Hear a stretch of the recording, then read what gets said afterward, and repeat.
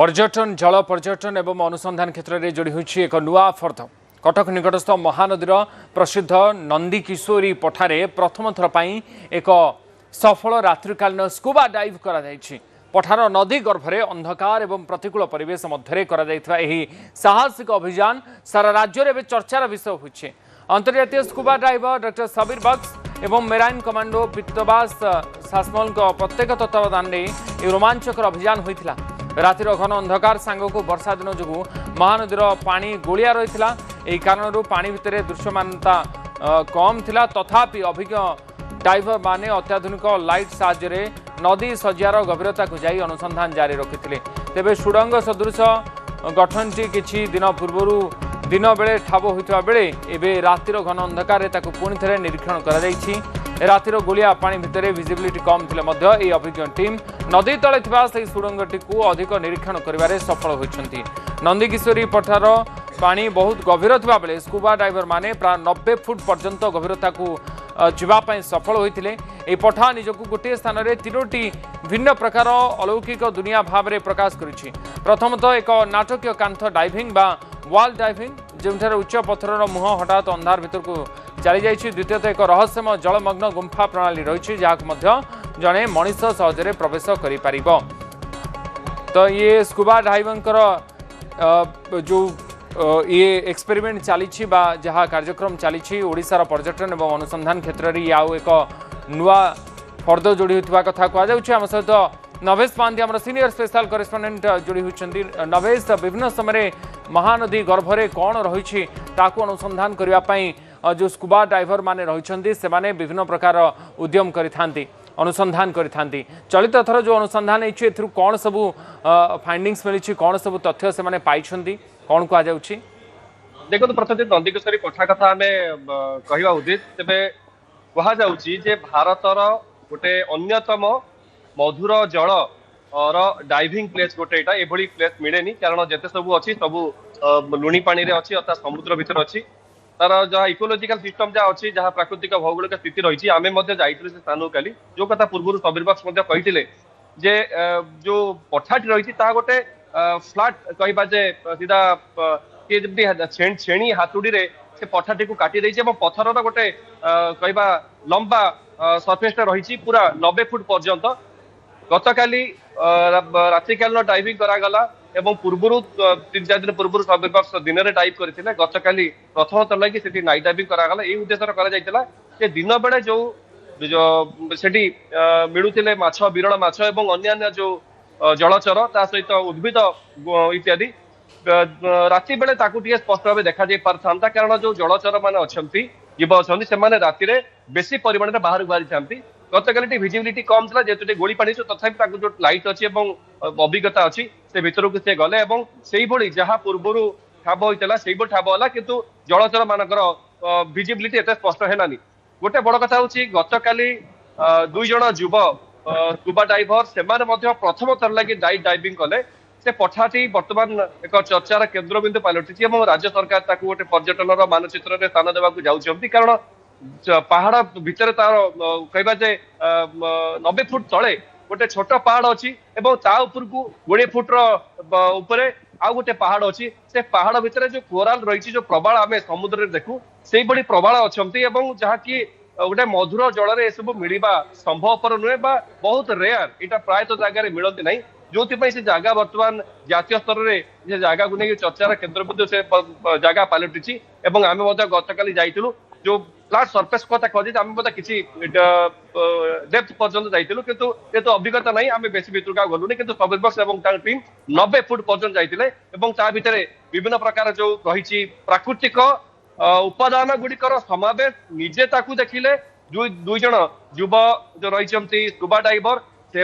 अभिज्ञता करेंगे तेणु गोटे भिन्न प्रकार परिवेश भीतर रही आवश्यकता रही जदि यार डेवलपमेंट करा जाता पर्यटन क्षेत्र में से एरिया कम्युनिकेशन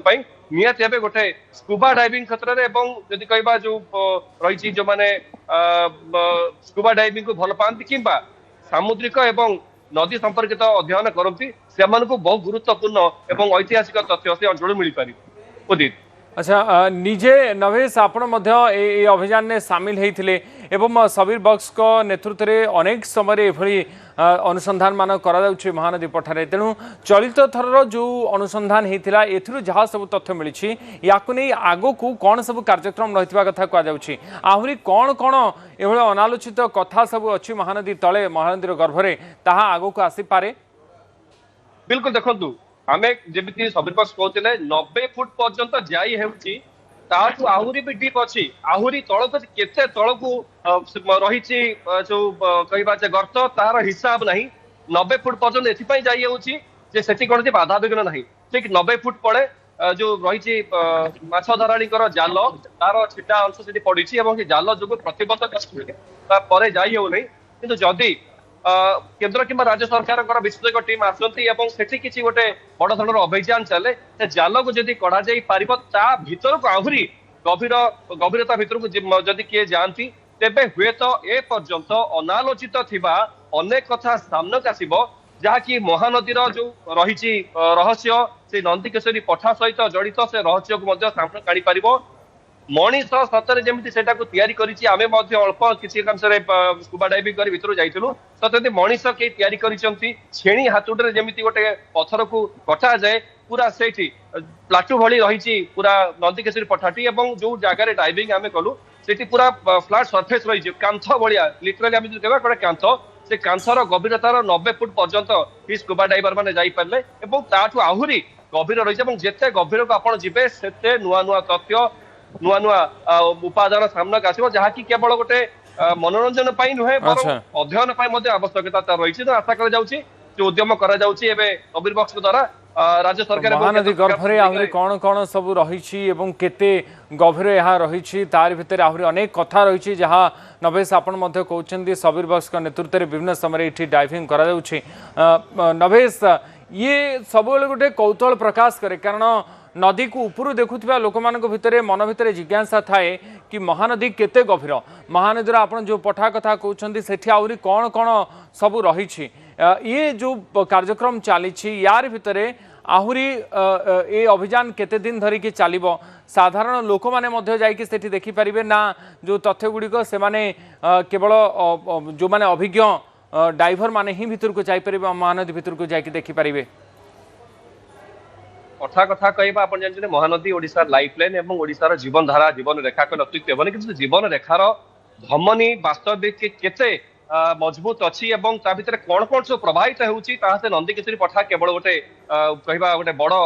उपादान पलटिची एवं आपण जो कहते से जगह को जीवा एते सहज नुहे बोट रे हमको जीवा को पड़ला जो रही कैंटनमेंट थाना सामना घाट चिदानंद घाट सेठू पाखापाखी अध घंटार बोट ड्राइव पर आम से पहुंचलु दुईटी पठा को क्रॉस कर जीवाक पड़ा से पठार गोटे विशेषत्व होउची उदित से पठाटी संपूर्ण भाव रॉक बेस्ड पठा गोटे पत्थर विराट बड़ पत्थर उपरे पठाटी रही बाकी जो पठा महानदी आप देखुं कि जो मैंने अच्छा कटक आदिवासी कि अन्य स्थान